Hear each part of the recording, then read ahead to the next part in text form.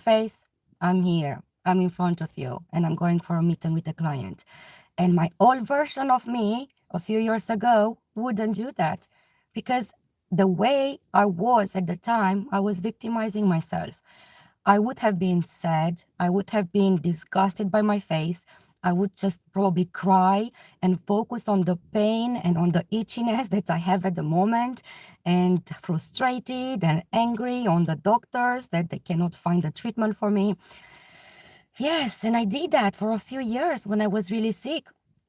And it didn't work very well because I was focusing on the pain, on the frustration. More anger came to me, more of those horrible negative feelings that actually made me be in the victim seat. And when you are in the victim seat, you see everything very negative, and things are going very wrong in your life because your energy is low and you are not happy in doing anything. You cannot see solutions. You cannot deal with the problem because all you are focusing on is the problem. But I mean the pain and the suffering, and you put yourself in a space where all you can see is more pain, more suffering, more frustration, more anger. And it goes really, really, really deep. And once you hit this dark hole, it's very, very hard to go out of it. And that's the reason why I'm showing up today and telling you, yes, I'm dealing with something on my face. I don't know exactly what, but this is not stopping me to go out, meet with my clients, go out with my kids in the park, shopping, whatever I have to do, because I want to show up. And probably this is teaching me that this is what I have to still work on to truly accept who I am without the face, without the body shape, without the way I look. Try to look at the pain that you have physically or mentally, but especially physically, because the pain is talking with you. Your body is actually talking with you. Your body is telling you and sending you messages. Like in my case, even when you have a back, like a headache or a back pain or whatever it is, it's telling you something that you might need to change. You might need to get more rest. You might need to slow down. We all get messages. The problem we have is that we don't pay attention to them. So I challenge you to start observing. That's the first step I want you to take. Start observing the way you feel, the way the pain, if you have any pain, just have a look at your body. Honestly, that's the best thing that you can do for yourself. Be the best observer. Find yourself, you're a detective. Like, don't do anything else. Just I challenge you to start observing. Observe how you feel, how you think, and how you behave. This is it. If you can do that, you are already 99% ahead of everyone else. If you really start observing your thoughts, this is a game changer because what you are thinking, it's exactly, the results you're gonna do.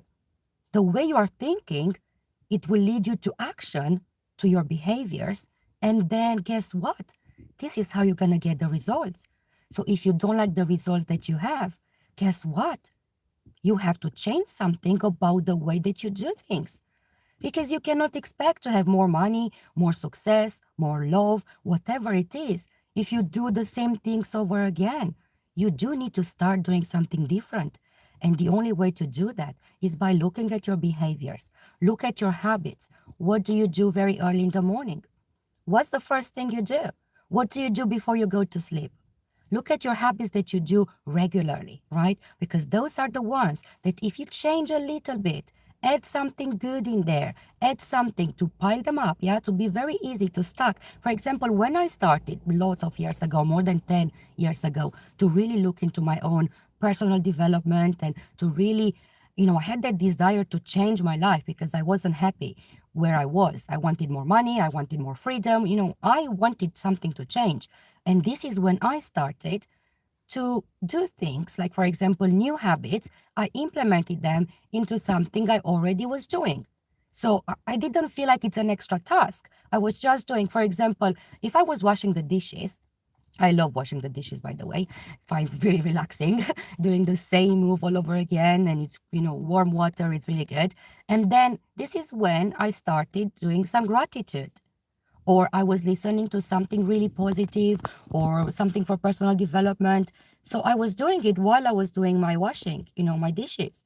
And then when I was actually starting, brushing my teeth, this is when actually I started doing some affirmations. And I combined them. I didn't feel like I have to do them extra. And it worked very nice because then I learned those new habits to be part of my life very easily instead of doing extra. But now going back to the way you look, the way you feel, the way you do things, honestly, those things are not important in a way of are not important to show up for anyone else. Like you have to be you. You really have to go back to who you are and don't do things for someone else. Like I see this so often and I was guilty of that as well. I was doing things just because what society wanted for me or what social media was expecting from me. And those things, they cannot work for long term. They are just draining your energy. You are just unhappy, disappointed. You cannot keep up to pretend, to fake it until you make it, those type of things. Go back to who you are. Look honestly, observe who you are. What do you do as habits? And start accepting yourself because you are beautiful and you are unique the way you are. There's nobody on this planet who's exactly the same as you. You have your own experiences, you have your own traumas, you have your own knowledge, your own missions, vision. You are unique. Let's see that uniqueness. No, let be you. I hope it makes sense. So now going back to my face, yes, this is it. This is how I look. And it's not just about the look. It's actually the pain and the suffering because it's itching, it's burning, it flares up, goes really bad. I went to a few different doctors and they can't really do too much at the moment. So in the same time, I know I had meningitis a few months ago and sepsis. So I am a survivor of meningitis and sepsis. And the way I see it now is like, oh, I'm glad I'm alive. I'm glad I didn't die. I'm glad it's okay. And this might just be a side effect of what happened a few months ago for me being in hospital, which is okay. And the new me, I still carry on. I don't put any makeup on. I don't. Honestly, I don't put any foundation, nothing at all just because I wanted to heal. And I'm accepting me as I am. I have a few podcasts, I have a few interviews, I have to go on stage, I run events, I meet clients face to face, and I'm still doing it.